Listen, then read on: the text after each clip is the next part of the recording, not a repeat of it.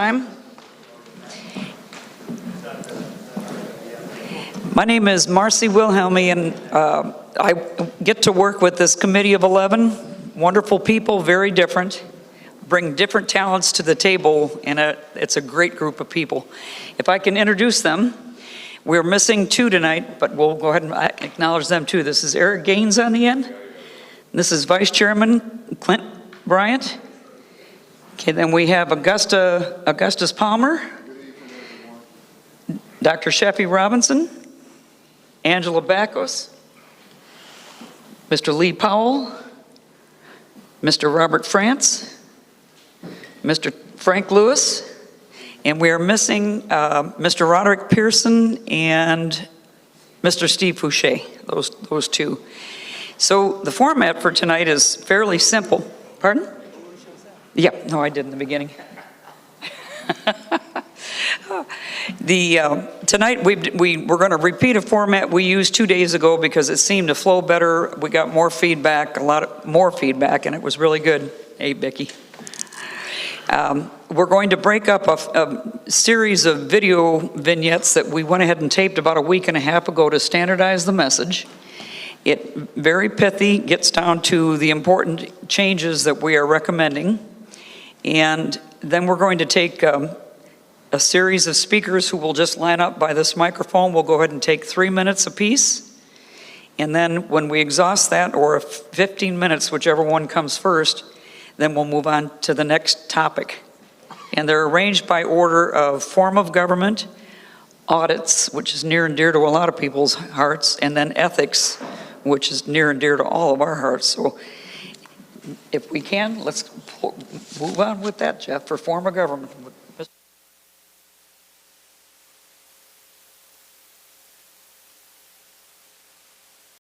Hello, my name is Clint Bryant.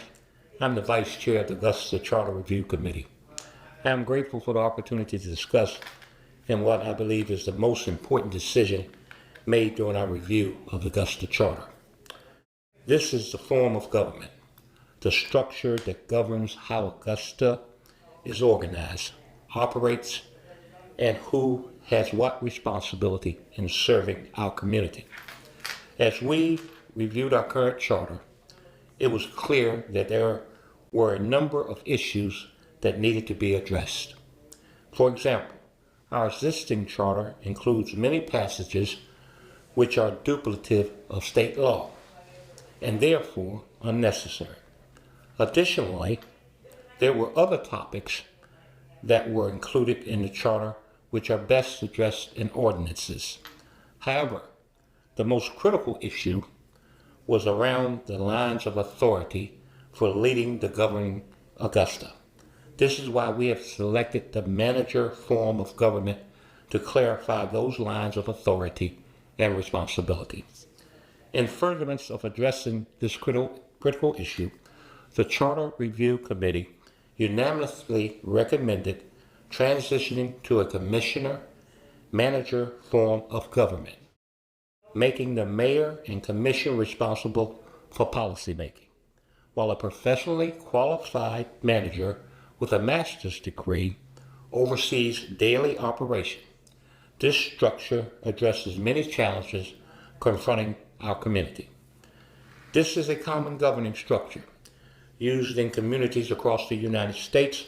More than 60% of American citizens with populations over 50,000 utilize this form of government. It is a recommended form of government in the National Civic League's Model City Charter, in part because it clearly defines roles, responsibilities, and lines of accountability. In our current form of government, the commission, which consists of 10 commissioners and our mayor, not only set policy, but also make day-to-day decisions on how the government operates. This can slow decision-making by forcing commissioners to address both strategic priorities and departmental details, which can lead to micromanagement in departmental affairs. Additionally, Commission has created challenges in the management of Augusta by shifting the role of the Commission to focus on policy This allows the Commission to set strategic priorities and delegate the day-to-day operations to a professional manager who is directly accountable to the Commission and is subject to removal at any time for failure to be responsive. This new form of government will have a professional, credentialed manager who hires and fires departmental heads, allowing the manager to hold the department heads accountable for meeting the strategic objectives of the Commission. The manager will oversee the day-to-day operations, ensuring effective planning, supervision, and accountability among departmental heads and their staff. The role of the Commission is to set policy, approve budgets, and monitor their implementation. Through this structure, the Commission established a clear chain of command, much like the board overseeing the chief executive officer of a large company. The Commission manager form of government explicitly separates the role of commissioners from operations. Commissioners are required to present their issues to the manager, who coordinates with the departmental heads to resolve them. This maintains clear accountability of manager to the Commission while safeguarding departments from receiving mixed or inconsistent guidance. This is a significant change from Augusta's current practice. The manager will fully oversee all 28 departments for the consolidated government, set their budgets, which will be approved by the Commission, oversee goals and objectives, ensure performance reviews are taking place and used in decision making. The manager will have greater authority over budgets. This can help create a culture shift that encourages departmental heads to focus on goals for employees and push for greater accountability. This is a sharp contrast to the current situation where performance reviews have not occurred consistently, not at all in all departments. In some cases, they have not occurred in 8 or 9 years. Additionally, this places the clear responsibility squarely on the manager to ensure that Augusta's departmental leadership remains active and innovative. I believe there's a tremendous upside to moving to a professionally credentialed manager to lead Augusta's operations. I do want to mention a couple of other issues that influenced our move to the manager form. Research shared with the committee demonstrated that manager-led governments were generally more efficient and effective, more so in the delivery of public services and keeping costs contained. Further, there is a clear evidence that a manager-led government have lower levels of corruption. These and other research findings bolstered our understanding and support for a manager form of government. In addition to unanimously proposing a manager form of government, the Charter Review Committee has explored many other issues. For example, we have cleaned up the charter by eliminating sections that were duplicative or state law and recommended that certain sections be moved to the Code of Ordinances. However, even with the changes we have proposed, there may be other issues which emerge in the future that need to be addressed. As a result, we believe that a charter should be reevaluated on a regular basis. Because of this, the Charter Review Committee voted unanimously to require a charter review every 7 years from the time a new charter takes effect. A new Charter Review Committee would undertake a review of the charter to determine if revisions are warranted. This will create a nimble review process which allows the committee to address issues in a timely fashion. Based on our work, we believe that future charter reviews will be more streamlined and manageable. I'm confident the next review will be accomplished in a much shorter time frame. The proposed revisions to the charter that the committee has been working on will, I believe, stand up to the test of time. And yet, it would be irresponsible for us to assume we got everything right. This review will provide our community the opportunity to remedy any deficiencies which might emerge during that time. Overall, our move to a professional credential manager will provide strong leadership to Augusta, enhance the performance expectations, and increase accountability.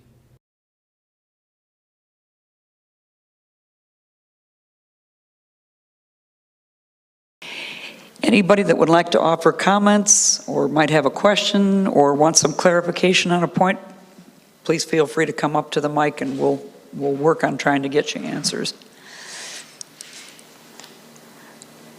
Everybody pretty okay with that? We can give you a second if you need it. Move on. All right. All right. Well, then we will move on to the audits piece, if we could. Mr. Lewis. Thank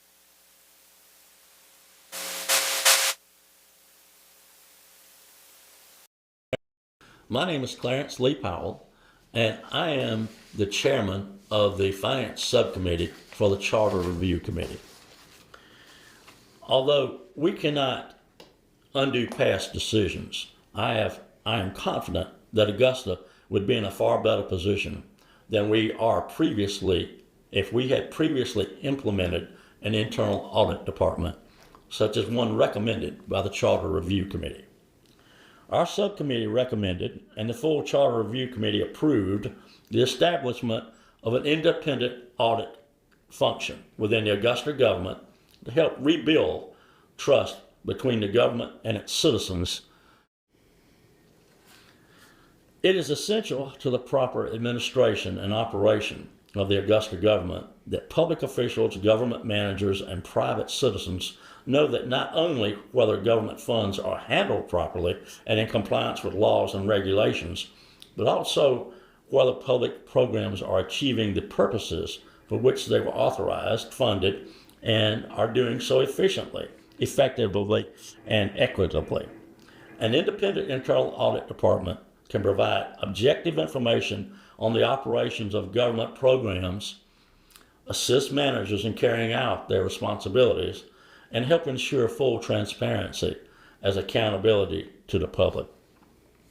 Internal auditing is defined as an independent, objective assurance and consulting activity designed to add value to the organization's operations by bringing a systematic, disciplined approach to evaluate and improve the effectiveness of risk management, control, and government processes.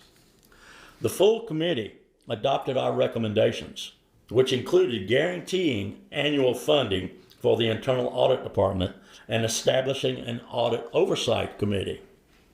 Both additions are designed to ensure that audits are carried out within the local government without political interference from inside or outside the local government. Governments use a variety of audits depending on the type of information needed. The most common audits are performance and financial audits. For example, when a local government receives a grant from the federal government, the spending of that grant is subject to audit. As you are probably aware, Augusta is now in the process of a type of audit for grant monies dispersed to housing and community development. The Charter Review Committee proposal will grant an independent internal auditor the ability to do additional audits of the government as needed. Some of these audits will be random and others will be driven either by request or in response to indicators. Each year, Augusta is required to go through a financial audit by an outside accounting firm. The audit is required by state law and must be submitted to the state auditors by June 30th of each year. Given the other audits of recreation and community development, the required state audit for fiscal 2024 has not, at this time, been completed to the state. The fiscal year 25 audit will be due June 30th of 2026. It is important for citizens to understand that audits are a tool to test whether or not financial policies, procedures, and budgets are being followed, and whether money and resources are being used as authorized. Audits can identify waste, fraud, and abuse. You may sometimes hear of special audits, such as a forensic audit. Forensic audits are typically only utilized by the FBI and the GBI and other law enforcement agencies. In those scenarios, they come in, they shut down the entity being forensically audited, and once the audit is complete, findings may or may not be presented. Findings are not released in instances where they are part of an ongoing investigation. Typical triggers for forensic audits in Georgia local governments include suspected embezzlement, fraud, or misappropriation of funds, large unexplained budget shortfalls or accounting irregularities, high-profile questioning spending with P cards, travel, contracts, and or political disputes where elected officials or residents demand deeper review than a routine financial audit. Most audits result in procedural audit findings where recommendations are made to existing policies and procedures that need strengthening. Rarely does a forensic audit produce results that lead to indictments. I want to provide you with a brief overview of some of the key points that the committee adopted. First, there will be a 5-member audit oversight committee. This will include the mayor pro tem, the chair of the commission's finance committee, and 2 at-large members who shall be appointed by the governing body. The 2 at-large members shall be residents of Augusta with expertise in finance and management, preferably performance auditing as well as financial auditing duties.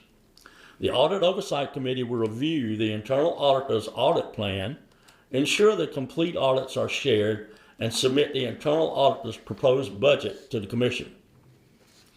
The Augusta internal auditor shall be designated through appointment by a majority vote of the Commission.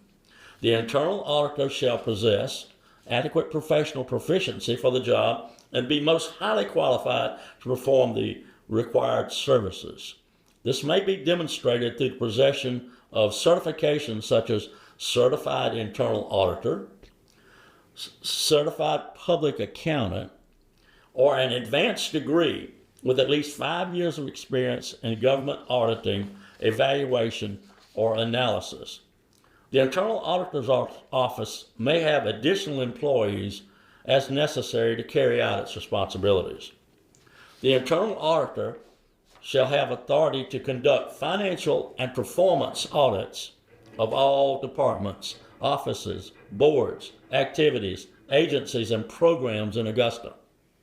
These audits may examine a large range of topics, such as whether funds are being spent appropriately and a program is using resources to accomplish its objectives, or the activity is managed economically, efficiently, and equitably, and effectively in a manner consistent with the objectives of the Commission.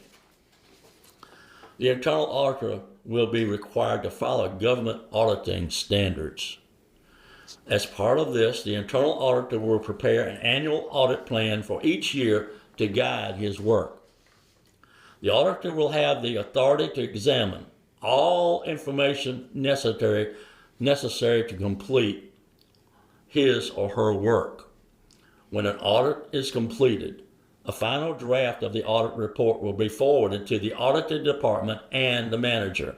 The department is then obligated to submit a written response. Every audit will conclude with a report. The report will have relevant background information, findings, and recommendations. These reports will be shared with the Audit Oversight Committee, the Commission, the manager, and the public. The internal auditor shall follow up to verify the actions have been taken in response to the findings and recommendations of the audit.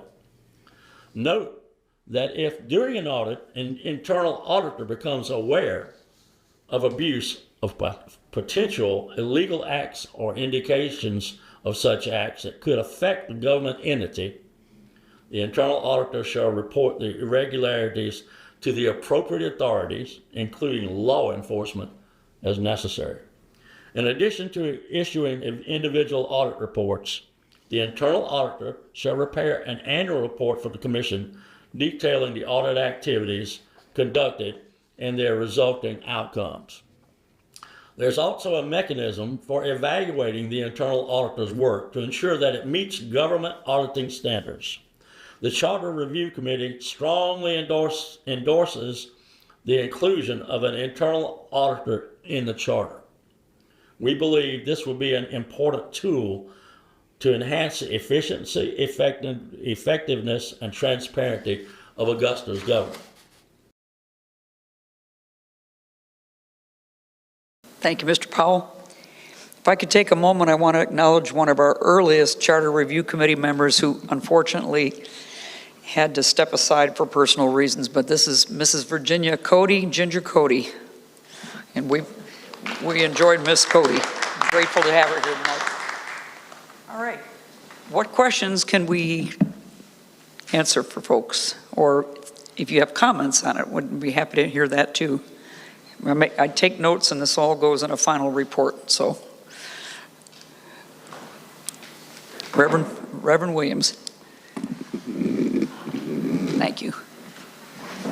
Good evening to you, and it's good to see all of you. And again, I applaud the work that you all are doing. And you're doing some outstanding work that I do believe that our community, the citizens, do appreciate, and we do appreciate your work. But in listening to the presentation on the audit in terms of having an independent audit, say, department, why is it that you need a subcommittee? I kind of see that in terms of a redundancy, and then having a subcommittee to not say oversee the work that you're doing, but report on and give advice to the work that the auditor, internal auditing department is doing. I kind of see that like having a compliance officer, like an EEO officer. And we know that customary, that department is always independent of anybody else and having no oversight by anyone. I see that as the same in terms of an audit department. And I do applaud having an audit department. But I cannot support, when I say I mean I cannot support seeing a subcommittee to somewhat dictate back to the committee its work when it's going to be up to the auditor who's over that department to reject or accept what that subcommittee is offering, according to what I've seen and where I understand it. So I would suggest that you all revisit that and just be independent of everybody else, because even the makeup of that subcommittee is somewhat questionable, because you have the mayor, which is five persons, the mayor and other persons supposed to be of the profession of finances, that kind of thing. But to me, it would be having the mayor to look at audits that's auditing him who's over the government in terms of being able to offer a decision in that manner. Okay? Would you want to hear a bit of an answer? Yes. Okay. Not myself, but I believe it would be encouraging to them. Certainly. So, and my fellow committee members, if somebody has something smarter to say about this, please don't be shy. We considered an independent committee separate from the government. You included the mayor pro tem, because those are the two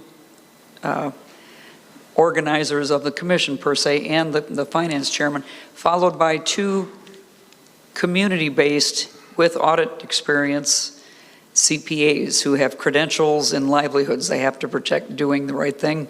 They're accustomed to peer reviews and so forth.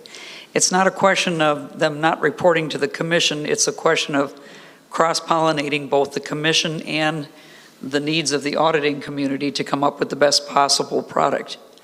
It was not the intention of the audit committee to direct things, but to rather suggest things. And that there's a collaborative process that goes on between that. Ultimately, the independent auditor presents back to the commission, and the commission decides, to fund the office because that's required in this, what we're suggesting for the charter. But it's not a dictating, and it's not all commission or all oversight committee. It's a back and forth. Now, if somebody else has another opinion on it, they come on up. And Mr. Powell did an excellent presentation to us, and we appreciate that. Thank you. Yeah, go ahead. The Audit Oversight Committee, in conjunction with the auditor, will put together an audit plan every year. And the auditor will, in the plan, determine which departments they will begin to audit every year. That plan is very flexible. In case something comes up, let's say the water department all of a sudden has no money, then they would change that plan and they would go to the water department to begin an audit. The committee, the mayor pro tem and the head of the financial subcommittee, plus 2 outside people with audit and experience, would oversee that plan. They would get with the auditor and develop a reasonable plan. You can't just, with 28 departments, you can't just go in and say, throw a dart at one and say, this is where we're going to go. We're going to go with the people who probably start out, I would think, with the departments that handle money first. And then you would go to other departments on down the line. Now, the audits would start out as a performance audit. They would go in and look at your procedures, how you do business, and see if those needed to be tightened up. Now, in 2026, most people use a card. They don't use a lot of cash. So if the procedures have been handling cash over the years, then those procedures need to be changed to make sure that you have control of any funds coming in using cards now. So, but the Audit Oversight Committee and the auditor would work together to make sure of a plan. Every year, it would be presented to the commission, and then they would follow that plan. That's how you're going to do it. So that's why you have an Audit Oversight Committee. The auditor will report to them and to the commission. Okay, I'm not here to debate anything, but I look at it in terms of then the city manager has the responsibility of exactly what you're saying that oversight committee would be doing. This is an independent outside of the city manager. And I think, and I'll leave it at this. I think that would be a bad precedent to set. One, I look at it as when it comes to equal opportunity and compliance. I have not seen in my years of being a part of affirmative action and equal opportunity processes that you would have a committee aside from that department to dictate to that compliance officer or auditor in a manner where you're making suggestions, but you also leave it to where, from what I read, that auditor, the director of that department, can either reject or accept what you are recommending from that committee. Is that correct? They will work in hand. I'm sure there'll be some give and take, as there is in every negotiation. Will you, at the request of another fellow commissioner, will you please discuss what happens when irregularities are found? Okay. If you go into a Department of Kitty Services, and you start out with a procedural audit to make sure that the procedures that they are working, they're running that department on right now, are doing what the department was set up to do. And if they go along and they see everything looks good, we're not going to hang around here, then we're going to move to another department. They work in that department. If they don't find any irregularities in a procedural audit, then they'll move to another department. If they go into another department and they actually find some issues, and it may be general accounting issues, it may be training, then that procedural audit can change to a financial audit. And that's what the Oversight Committee and the auditor and his staff go through every year. This is our plan. This is how we're going to work it out. And the Oversight Committee can say, you know, we would like to see it a little tighter over here, or we'd like to see you do this over here. That's what that committee is for. Okay. Well, and I know what you're saying, but remember now, this is an independent auditor. I understand. No manager. But no city manager involved. He reports to the Audit Oversight Committee and the Mayor and Commission. Yeah, but I just wanted the citizens to know and understand if that's going to be a process that we are going to accept, you know, as a part of the way we want our government to operate. Well, that's what they will have to. In all due respect, right now we don't have any auditing going on within the government. Everything is from the outside. And so over the last few years, my personal opinion, if we had an internal auditor, we may not be in a position that we're in right now. And I can't say too much more because I'm walking a knife edge. Right, and I'm totally in agreement, and I believe the citizens will be in agreement to have, it was like, you know, other than having the fox watching the hen house, we have somebody officially watching over, yes, you know, the affairs of the overall affairs, because that's what the auditor would be for. So, but thank you. Thank you. Thank you, Reverend Williams. Yes, sir. Please come. My name is Ollie Washington, Augusta citizen. Okay, Ollie, we are supposed to be gathering names and addresses. That's just a protocol for that the commission follows, and that we as an adjunct to that also do. So if you would go ahead and just state your name and your address, and that everybody else that speaks should do the same thing.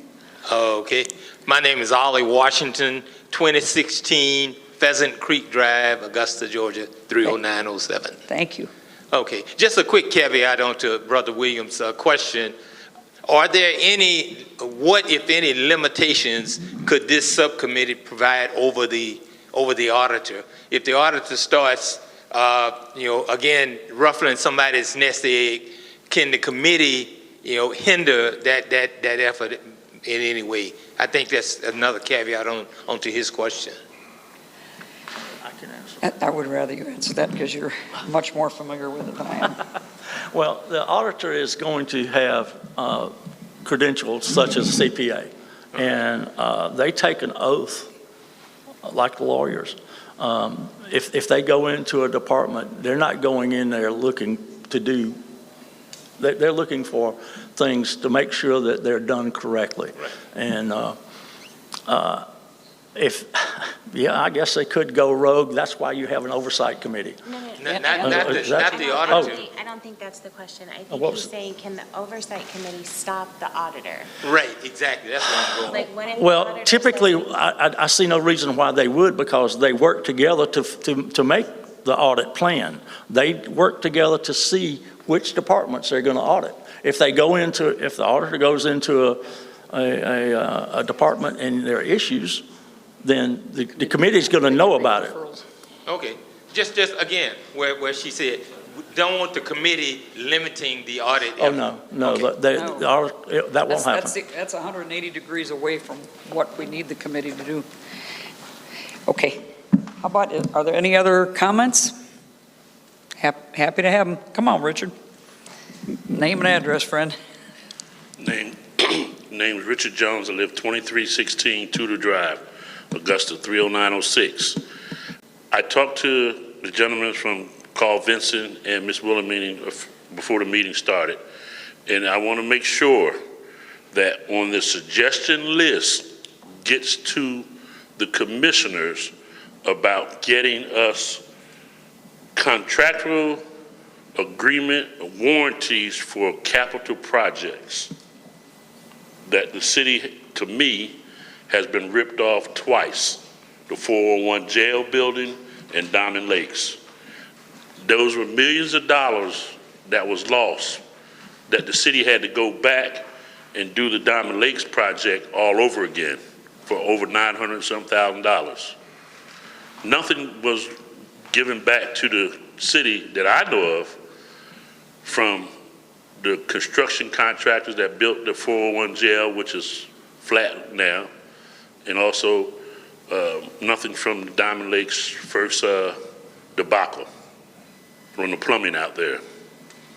So on the suggestion list, warranties for periods of time on capital projects, and that the city should be reimbursed for any kind of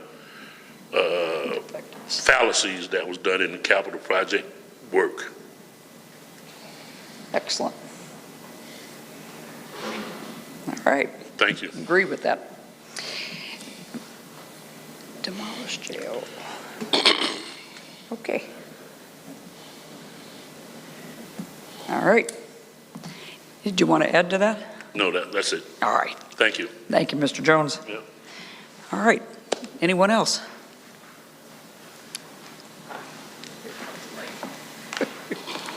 Hi, I'm Virginia Cody, 2103 Trade Drive, Augusta, Georgia, 30906. So my question is, so this committee that we're proposing, this is going to be another paid position? The committee members will be paid? And it's like It's like our committee. no, they're not getting paid, it'll be like a volunteer thing? Annually? Right. No. I think, what is it, 2-year terms we had? No, she was asking about the audit committee, the audit oversight committee, are they going to be reimbursed? And the answer to that is it's voluntary. Okay. It's like most citizen boards when airport commission, that kind of thing. Thank you, hon. Anybody else got a comment? All right, if that's the case, then let's move on to Dr. Robinson and the ethics ordinance, the ethics charter section.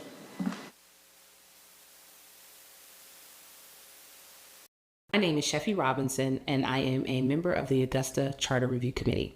I've had the honor of thinking carefully about how we can create a charter that will strengthen our government and improve its ability to serve our community. The committee has addressed a number of critical issues, such as moving to a professional manager to oversee the day-to-day operations of Augusta. Additionally, the committee has recommended the creation of an internal audits function to improve accountability and transparency of the government. I believe that including ethics in our charter will strengthen the core foundations of our government and lead to an improved understanding of expectations. Strong ethics language belongs in the charter. Local government works best when expectations are clear, enforceable, and shared. Charters exist for that reason. They define not only how power is exercised, but how it is limited. When ethical standards are vague or scattered, accountability becomes inconsistent and public trust erodes over time.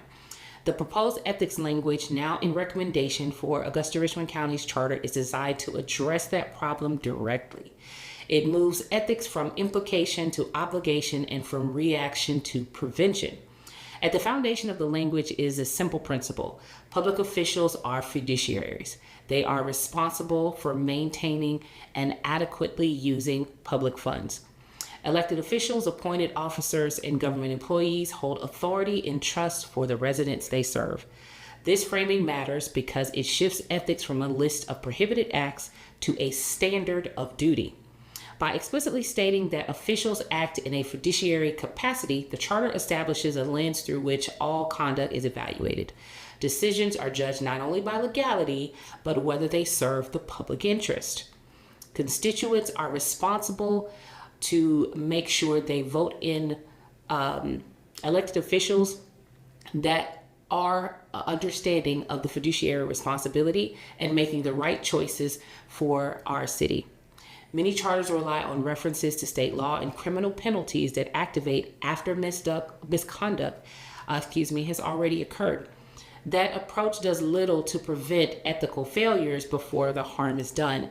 So the proposed language focuses on early identification and prevention of conflicts of interest.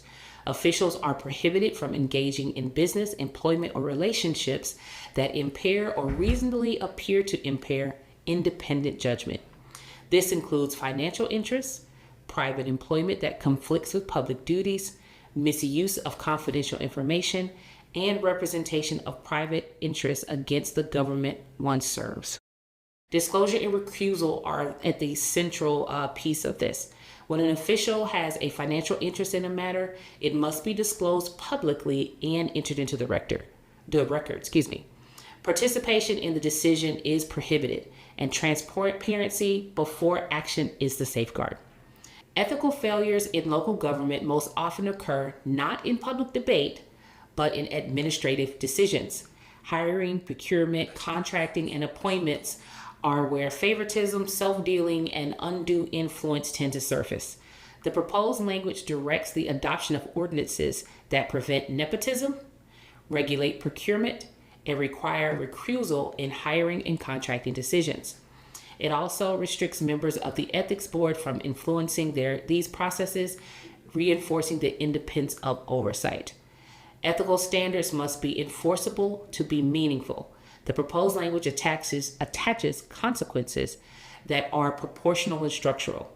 Knowingly concealing conflicts constitutes malfeasance, meaning that if an official knows they have certain interest in a matter and do not recuse that information, it is almost certainly determined that there is dishonesty.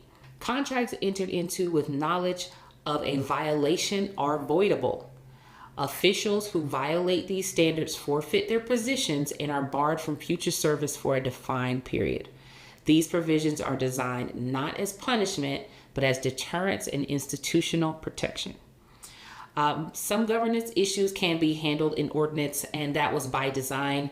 The charter is meant to be an overarching umbrella to which the government manages its business, but we, of course, left some details to be decided by our commission, and that is done through ordinance. Ordinances can be amended quietly and frequently, which is definitely different from the charter. So again, another reason why we are leaned on that for efficiency. Charters require public deliberation and board agreement, but embedding ethics standards in the charter establishes them as a foundation that is not intrinsically political. It ensures continuity across administrations and consistency in enforcement, regardless of who holds the office. In a consolidated government like Augusta-Richmond County, this clarity matters. Shared power requires shared rules. Strong ethics language provides those rules and enforces public confidence in how decisions are made. Good governance is just not built on personalities, it's built on systems. And the ethics language in the charter functions as the infrastructure for that system. It creates predictable expectations, transparent processes, and durable accountability. The proposed provisions recognize that ethical governance does not depend on assuming bad intent. It depends on designing systems that anticipate pressure, complexity, and competing interests. When ethics are defined, enforceable, and durable, public trust has a foundation to thrive. That is what this language is designed to provide for Augusta-Richmond County. Thank you.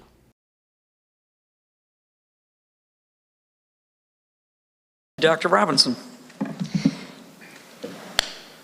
Questions, comments, opinions?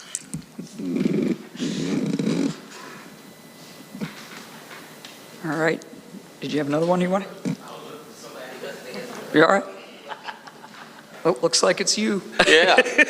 Ollie Washington, 2016 Pheasant Creek Drive, Augusta, Georgia. Who enforces compliance, or who initiates action once an ethical violation is triggered? Chef, you want to answer that or no? So She is our resident authority on this. We'll just go ahead.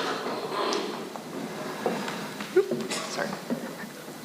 Based on the information we have provided from the Carl Vinson Institute and other legislation, because these are elected officials, the issuance of any type of punishment would have to come from other elected officials. Or if it's serious enough, of course, law enforcement. So the I think he means how does it start? oh, Like, who can start an ethics investigation? Is that what you Is that Right, correct? yeah, I mean, you jump into the punishment side. Who Okay. who initiates the investigation to see whether there is a violation? so that would be initiated by a commission. It could be initiated by a department head. It can pretty much be initiated by anybody who sees an issue. And they report that, and then an investigation is done from there based on what the ethical issue is. It could be an ethical issue with an employee. Maybe they're parked on the side of the road claiming they're doing work and not actually doing the work. That would go through HR. If it's with an elected official, then that would have to come through the commission. Okay, I don't know, maybe it's just me, but I don't see a clear line of who jumps on something, who initiates something when it happened. There's not a clear line because it depends on what the ethical violation is and who the person is being accused. If it's an elected official, it has to be handled by other elected officials. If it's an employee, it's handled through the HR process. Okay, if I, as a citizen, suspect whatever, do I go to my commissioner and say, Miss Commissioner, you need to look into this? You can, yes. Or you can go, if it's like you again, which I've seen a lot of people talk about, there being certain departments where they see the city trucks on the side of the road or at a gas station for 2 hours. But there's a number on the back of that vehicle where you can call and make reports. So if it's a private citizen and you're reporting on an employee, that is handled typically through HR. Could you contact your commissioner? Sure you could. And they would honestly have to follow the same process. Go talk to HR. Okay.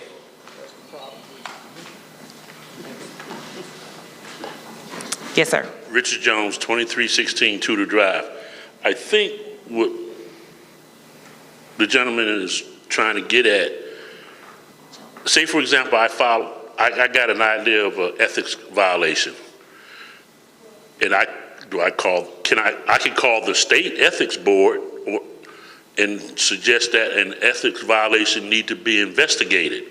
I think that's might be what he's trying to do, the beginning process. It doesn't have to start at the Augusta level. It can be a phone call directly to the state. Mm-hmm. It can. Office of Ethics, Mm-hmm. dealing with a government official. Yes. Okay. There's no, I mean, if you're wanting, say, like an ethics hotline or something to report to, that could be a function, but that doesn't go in the charter. That would go in ordinance. But the starting process is not defined because it depends on who you're reporting. And I apologize, I can't give you a better answer than that, but it's nuanced. There's no like ethics department, so to speak. In Richmond County. Correct. There's no ethics department, but there is one at the state level. Yes. That has laws on the books for ethics violations. Correct. Anybody else? Thank you. Thank you, Dr. Robinson. Okay. So this is a point where we've been through the three big changes. Do we have other comments? One of the things, yes, ma'am. One of the things we said in one vignette we didn't show you was the difference between what can go in a charter and what has to go through the county commission for ordinance. And the short way to describe it to you would be if you're dealing with how the government is going to be structured going forward, that's a charter issue. If it is something that relates to your neighbor's sewer has blown out and it's washing your whole yard away, that is an ordinance commission problem. And we can't usurp the commission They are the policymakers. So it's not a real great, easy thing to understand, but we'll try. Please, we'd love to hear from you, hon. Thank you. Good evening. Good evening. Thank you for coming. My name is Vivian Rozier, and I've been reading about the charter, and I think, it could be an excellent idea if we are willing to be self-governed. But what I'm thinking about now, what vehicle do we have to govern the charter? Now, I'm hearing more and more, what I'm hearing is accountability and responsibility. Another key word we need to think about is education.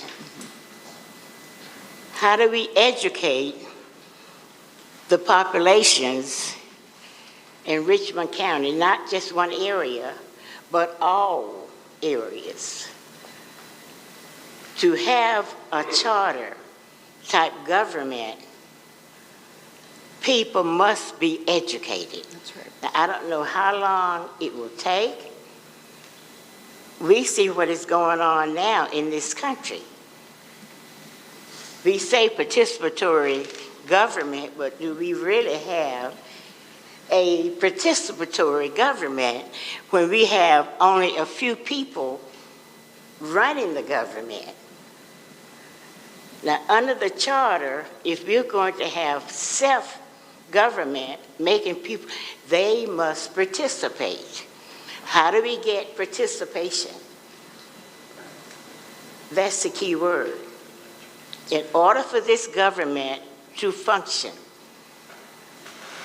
All government. we've been having some problems all along, so I know we're trying to solve the problem in Richmond County. I love Richmond County. I love Augusta. But we need to be serious. I would suggest, I am an educator, I would suggest that every senior high school student take a class in charter government, because pretty soon they'll be coming out and they need to know what type of government. They need to know that being responsible, being a responsible citizen It's a lot of work. is very, very important. You do This it right, is it's a lot of serious, work. people. This is serious. I would like to see a chart Okay. of a charter Yep, did you want type to government. say something? Go ahead. If I can just clarify real quick, regardless to what form of government that we go with, there will always be a charter. So the charter is just the document that like she said, is the foundation. It's like our Constitution. So we're just updating the charter that already exists, but there is already one. So it's not a charter type government because they all have charters. Does that make sense? It is what now? All of our, even before consolidation, Augusta as a city had a charter. And then when we consolidated, it became a new charter. So we're just working on updating the current charter from consolidation.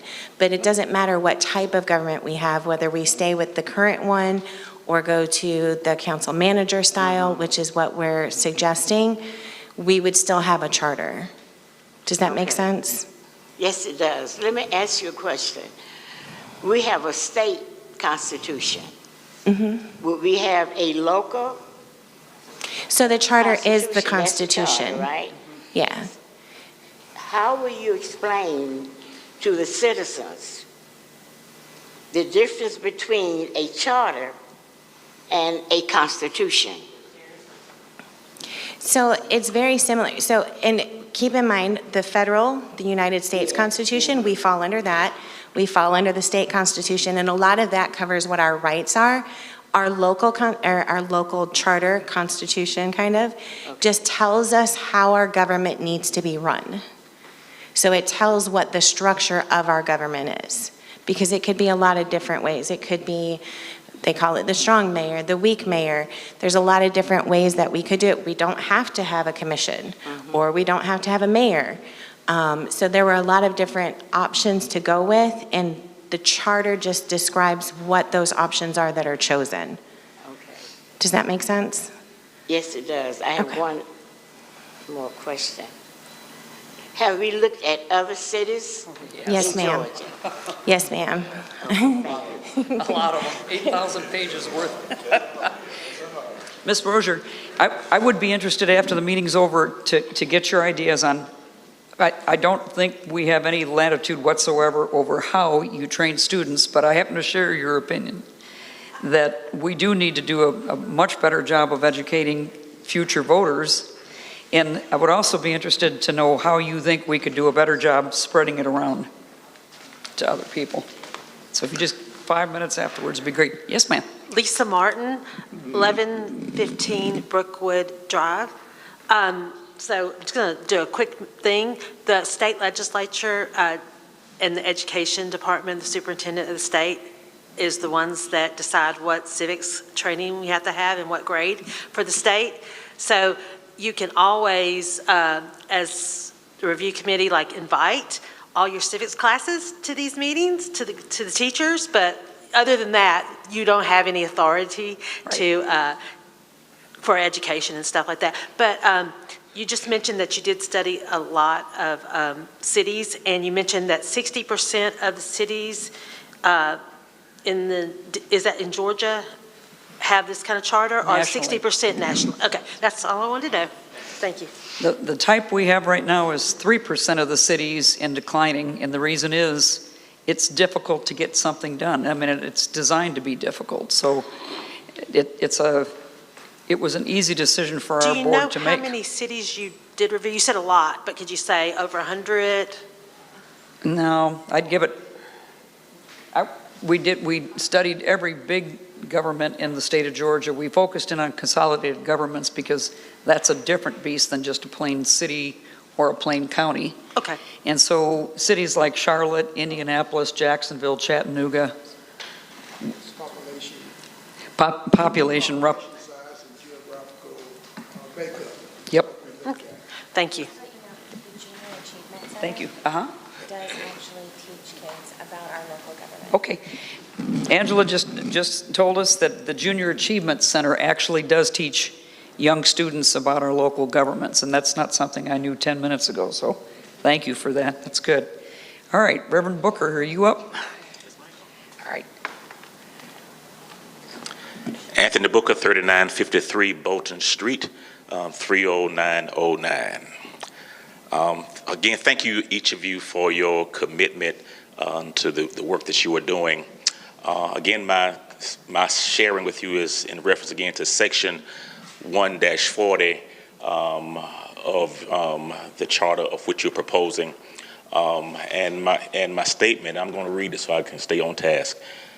Should the language regarding all citizens and local business preference appear in the equal opportunity section of the Augusta-Richmond County Charter? The short answer to that is no. The federal foundation of the Equal Opportunities Law is Title VII of the Civil Rights Act of 1964, and it is concerning people, individuals, and not businesses. Municipalities, cities, sometimes do put businesses inside the Equal Opportunities section, combining two different policy areas, equal opportunity, EEO, again pertaining to individuals, and the supplier diversity procurement equity in the same section. I would suggest to the body that you don't mix them together because it would create some legal problems. One, perhaps category confusion, strict, again, Title VII does not address vendors and businesses, but the correct municipal approach and best practice nationwide, progressive cities separate the concept inside the same section, but define them clearly. You can absolutely include local business preference and contractors, but not as a EEOC. Again, because EEOC relating to Section 7 of the 1964 Civil Rights Act is relating to people, individuals, but you can include it in equitable procurement and contracting opportunity to give locals a greater opportunity. Thank you for your time. Equitable procurement, and what was the last part, Reverend Booker? I'm sorry, I'm just trying to be thorough here. Equitable procurement and contracting opportunity. Got it, thank you. All righty, very good, thank you. Okay, Reverend Williams. And I apologize for not giving my address. I'm James Williams, I live 3408 Pine Hill Road, Hesselby, Georgia 30815, and to the point of Reverend Booker, and I offer this as a suggestion when it comes to talking about equity and equality, that we do not allow ourselves to digress from where we are with language.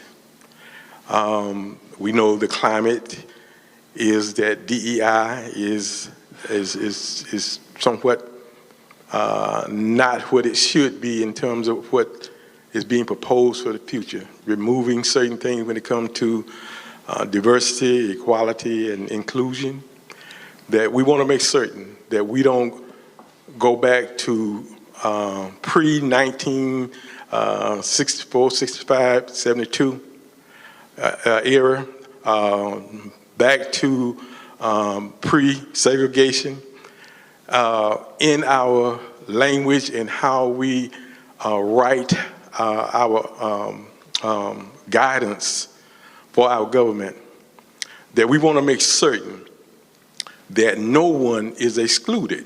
And when I say no one, that means everybody.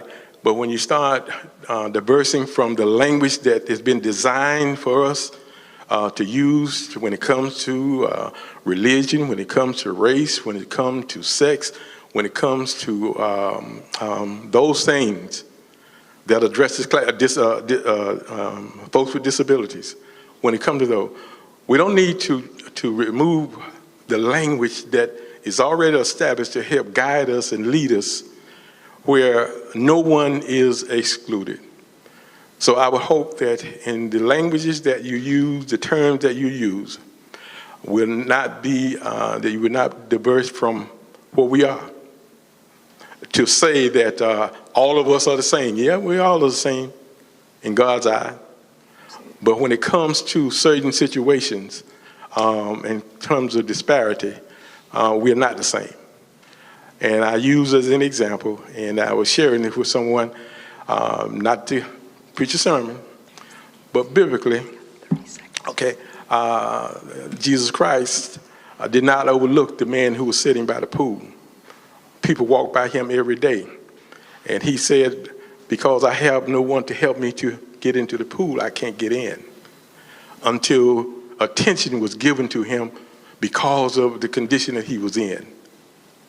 He had a disparity.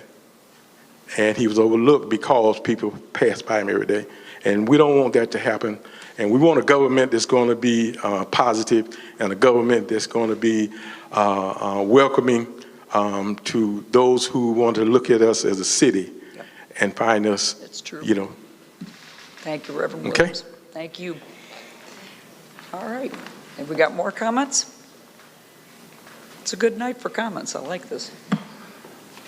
Useful. All right. Okay, Richard? When the final report is done and going up to, before it goes up to the state,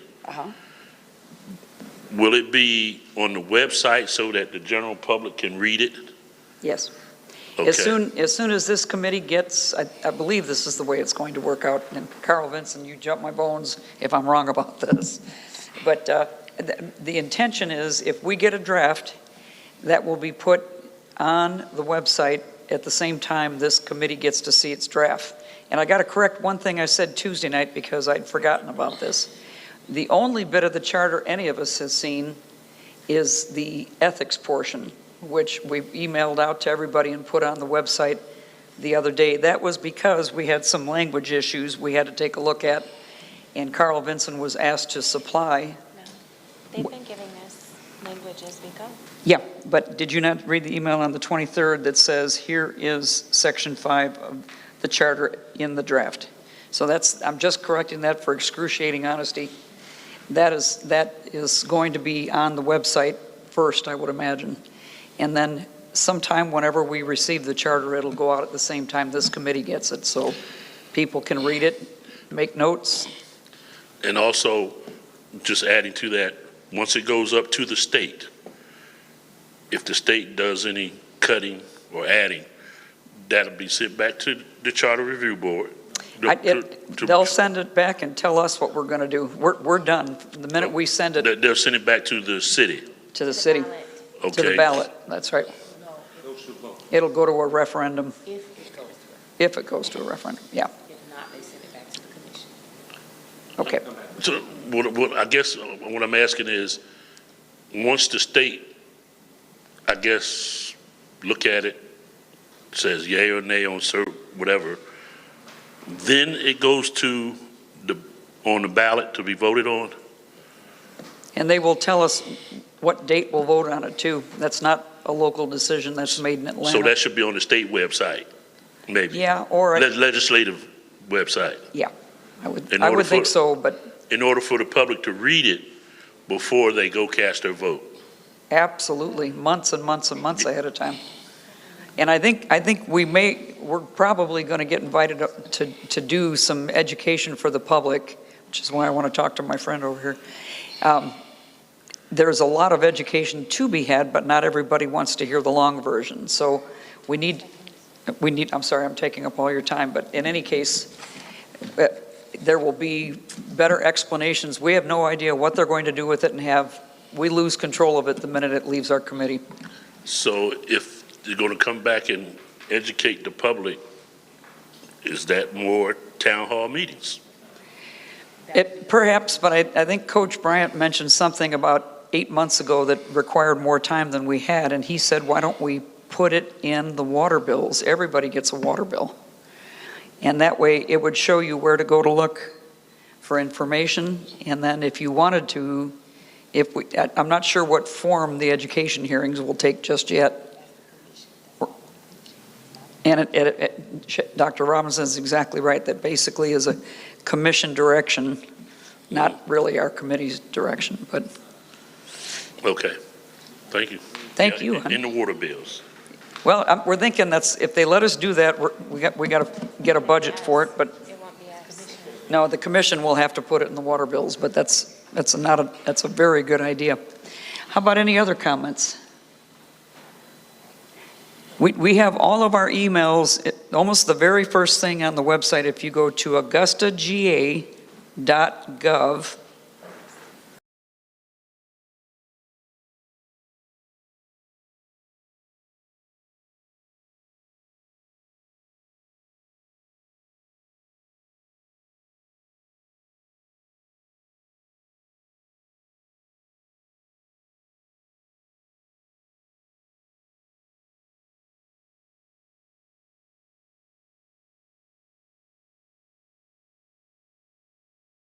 Ms. McCord, like she calling her out all the time. So our local press will let the community know, and then just check it, because I think it's coming sooner rather than later. All right, if we don't have any other questions, we all appreciate you coming out and your interest. And Ms. Rozier is exactly right. The most important people in this room are the voters. The voters are going to decide this. You still want to make one more comment? Yeah. Your timeline, your next meeting, the next meeting for this committee is when? Next Thursday, the 5th. And Week from today. And the business that you will take up at that time will be? We have about 8 or 10 motions, and then we don't know if we have a charter to review or not yet, but that may go on the agenda. Now, when you say on the agenda, I'm sorry? I'm sorry, what did you just? We can't address the charter. We can't, well, we can take up and review, for sure. okay. So from this meeting tonight, this information to you in terms of, you will meet next Thursday. Yes, sir, and the agenda for that is due tomorrow, at sometime tomorrow. Sometimes Ms. Bonner's nice and lets us go to Monday, but we're pushing it. So if you're only meeting next Thursday, so how will you utilize what you have heard tonight in the previous nights?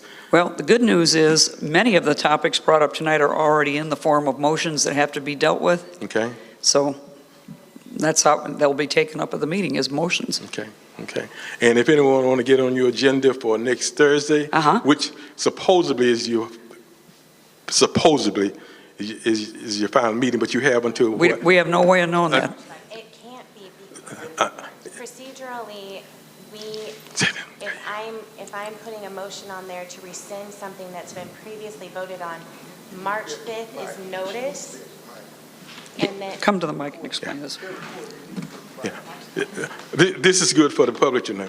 So if we're, based upon what we're hearing from these meetings, if I say, if I put forth a motion that I want to rescind or change something that has been previously voted on, it first has to go onto the agenda for one meeting as notice, and then we can discuss and vote on it at the following meeting. So it is not possible with active motions on the table, on the agenda, being noticed to vote on a final charter on March 5th. Yeah. So the public still had an opportunity to come before you as a committee by getting on your agenda, which is the Friday before your next meeting. Is that correct? It would be tomorrow morning. So if tomorrow will be... Or 12 noon. No, I think you have to do it before 9 a.m. Oh, really? Okay. Right. In order to be to get on your agenda for next week and subsequent meetings should that take place. Correct. Thank you. March 19th would be our last scheduled meeting. Right. Because we have to have. Would you express where they can hear it?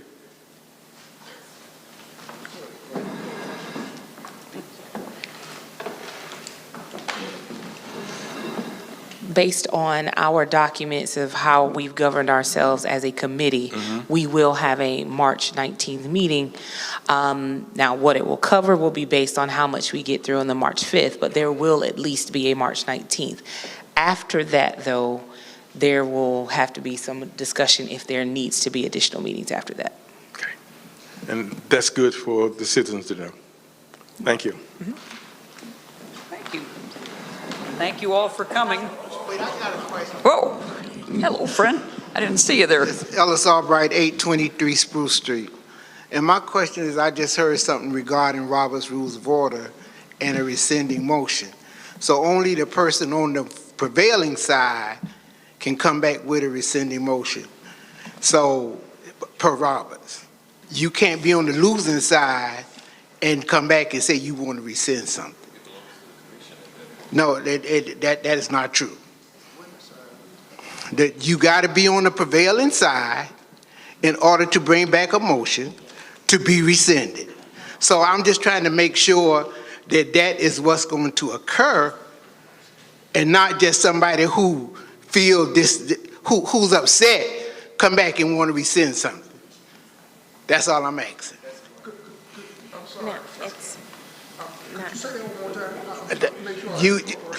In order to rescind a motion, you have to be on the prevailing side. You can't come to the meeting and say just because you were mad and the motion passed that you want to rescind it. Yes. Hold on. Essentially, for a lot of the motions, they are based on discussions that have been had in these meetings. And for a lot of that language, most of those votes were unanimous. So we're bringing these things back to the table because we are listening to the public. So For the most part, yes, they're on the prevailing side. And Mr. Albright is absolutely correct in how that works in Robert's Rules of Thank you. Order. I just wanted to make sure because We appreciate that. I see some stuff that happens at meetings that those gaps. Thank you, sir. Thank you all. Y'all okay? Okay. All right, may the Lord watch between me and thee. Thank you all. Have a good evening, everybody.